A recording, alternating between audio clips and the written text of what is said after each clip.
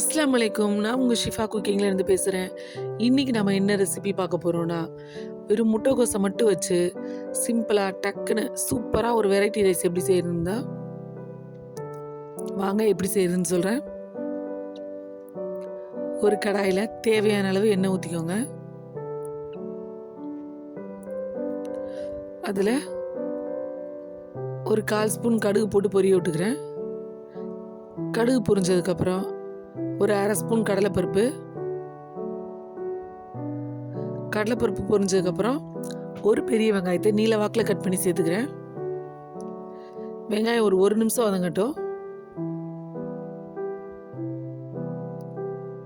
அது கொஞ்சம் வதங்கின உடனே 2 பச்சை மிளகாவை நீல வாக்கில் கட் பண்ணி வச்சுருக்கேன், அதையும் இதில் சேர்த்துக்கிறேன்.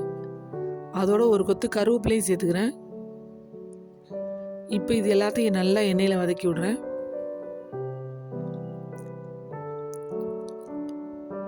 ஒரு நிமிஷம் வதங்கிருச்சு பாருங்கள்.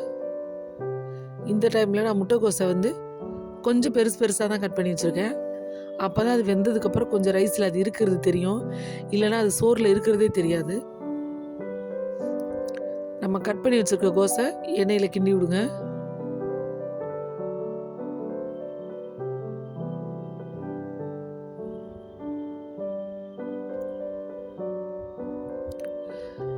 எண்ணெயிலே கோஸ் ஒரு பாதி வேக்காடு வேவட்டும்.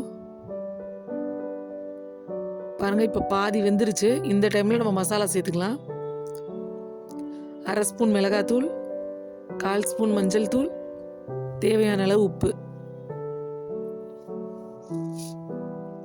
இப்போ இது எல்லாத்தையும் நல்லா கிண்டி விட்டு, கோஸ் பாதி வெந்துருக்கு இல்லையா, இப்போ மீதி வேக விடுங்க. நல்லா எண்ணெயிலேயே நல்லா லோ ஃப்ளேம்லேயே வச்சு வேக விட்டிங்கன்னா அந்த கோஸும் வெந்துடும், அந்த மிளகாத்தூளோட பச்சை வாசனையும் போயிடும். பாருங்க, நல்லா வெந்து வந்துருச்சு. இந்த டைமில் நான் வடிச்ச சோறு தான் இதில் சேர்க்க போகிறேன். நம்ம வடித்து வச்சுருக்க சோறை இதில் சேர்த்துடுறேன்.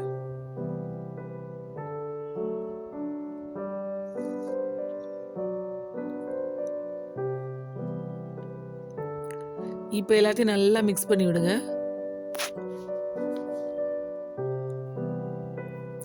நீங்கள் வடித்து வச்ச சோறுலையும் செய்யலாம், இல்லை பழைய சாதம் இருந்துச்சுன்னா அதை வச்சும் பண்ணலாம். இது ரெண்டுக்குமே நல்ல டேஸ்டாக இருக்கும். நல்ல ஒரு காரசாரமான ரைஸாக இருக்கும். பாருங்கள், மசாலா எல்லாம் ஒன்று சேர்ந்து வந்துருச்சு. இப்போ கடைசியாக கொஞ்சம் கொத்தமல்லியை தூவி ஒரு பெரட்டி அடுப்பு ஆஃப் பண்ணிட்டீங்கன்னா அவ்வளோதான். ஒரு சூப்பரான முட்டைக்கோஸை வச்சு ஒரு ரைஸ் ரெடி ஆயிடுச்சு. ரொம்ப சிம்பிளாக, குழம்பு எதுவும் இல்லாமல் ஈஸியாக பண்ணிடலாம். நீங்களும் உங்கள் வீட்டில் இதே மாதிரி ட்ரை பண்ணி பாருங்கள். ட்ரை பண்ணி பார்த்துட்டு எப்படி இருந்துச்சுன்னு கமெண்டில் சொல்லுங்கள். என்னோட அந்த ரெசிபி உங்களுக்கு பிடிச்சிருந்துச்சுன்னா என்னோட சேனலை லைக் பண்ணுங்கள், ஷேர் பண்ணுங்கள், சப்ஸ்கிரைப் பண்ணுங்கள். மறந்துடாம பெல் ஐகானை கிளிக் பண்ணுங்க. சூப்பர். சப்ஸ்கிரைப் பண்ணுங்க. Thank you.